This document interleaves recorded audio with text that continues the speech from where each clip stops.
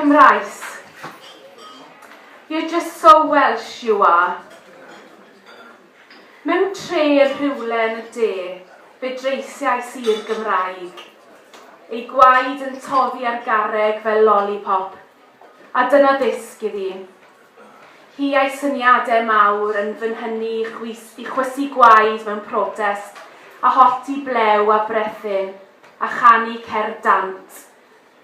Fe'i gwelais yn lleiad noeth mewn pwll o law, a darnau ohonof yn wydyr llew di chwalu drosti. Fe dreisiais i hi, a meiddi fy nghadw wrth y byd. Fe dreisiais i hi bod y meirw'n gweiddi yn ei beddau, a gwyddwn y codau'r wawr dros fy nghroen i wedyn, ac y deiau hi nôl i wasgu ffordd ohono am gwaed i yn dal arni.